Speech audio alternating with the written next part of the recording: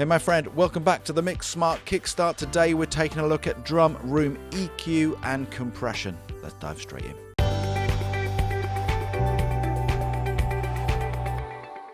Okay, so straight in with a couple of decisions that I've made with this stock EQ. You can see I've rolled off quite a lot of the low end. I rolled off some of the high end too. And I'm actually not even really thinking about the room mic making this decision. I'm thinking about the other decisions I've already made. I want to keep clarity down there in the kick drum and that body of the snare. So I've cleaned up quite a lot of what has bled through onto those room mics. So I'm focusing more on the mid-range, and it's the same thought process with rolling off quite a lot of the high end too. I want to keep that sparkle and shine and brightness that I've worked on with my overheads, and I don't want that to be coloured too much by my room mic. Where you take things from there with an EQ will depend massively on your drum room recording and how good your drums sound. I'm going to leave things here with Addictive Drums with this EQ because the drum room sounds great. Typical usual suspects are that it may be sounding a bit muddy. That 350 to 500 hertz area can often benefit from a cut. But what I would say, if you're working further with the EQ, is to listen to this drum room in context with your kit. Listen to it in context with the whole of the mix too, if you're making any further EQ decisions. Next up, I'm reaching once again for a tape plugin, J37 here from Waves. I'm looking to just smooth out my drum room sound. This also injects a fair amount of character into my room mic too. So let's just take a listen to that. Without. And with. And finally, to bring out the sound of the room and inject some further excitement into my drum room, I'm using an LA76, this one from Waves. And to pull out that sound of the room and inject that excitement, I'm being pretty heavy-handed with the compression. You can see if I put it on, I'm hitting somewhere around 7 dB of gain reduction. I'm using 8:1 ratio. Let's take a listen now to the difference that the attack and the release can make.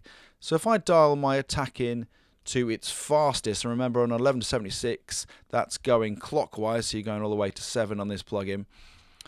You may find that you over-clamp down on those transients and you just kick too much energy out of the drums. If that's the case, then bring it back to a point where the drums sound like they've got their energy back in them. You know, you can pay particular attention to the snare.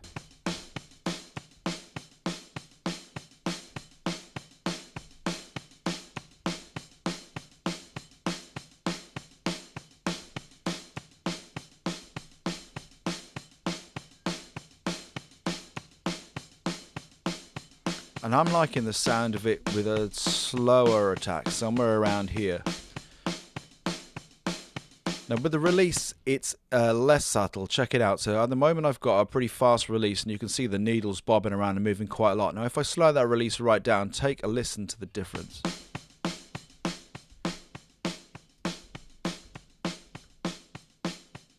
Not much energy.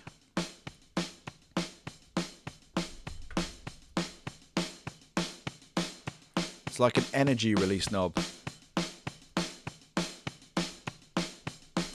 It's much easier to hear that within the context of the whole kit. Slow the release down.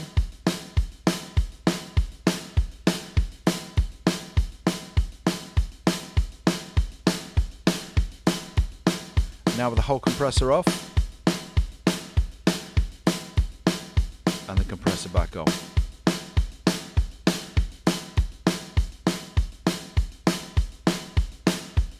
Processing off. And processing on. Okay, let's take a listen to the whole mix. I've just taken the vocals out so you can hear it really clearly. I'm going to bring the inserts in and out. So first off, without the processing on our room mic. Let's bring it in.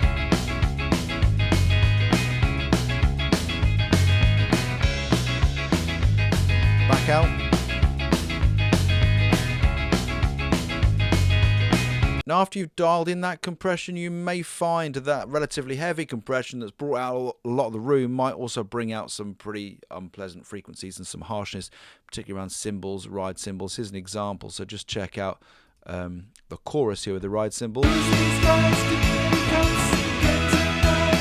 Without the compressor.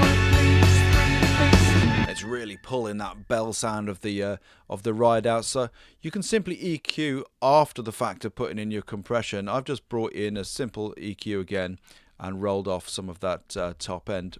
Take a listen.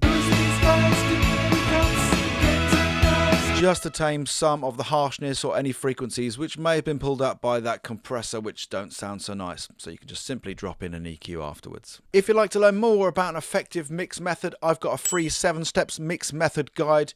You can grab it right now. It is free and it's below this video. If you want to take your mixes up to the next level, I've also got a whole bunch of awesome home studio tuitional courses. You'll find the link for those below this video too. And I'm going to give you 10% off those videos right now with coupon code YouTube10. Don't forget to like and subscribe up to Real Home Studio here on YouTube, and I'll see you next time.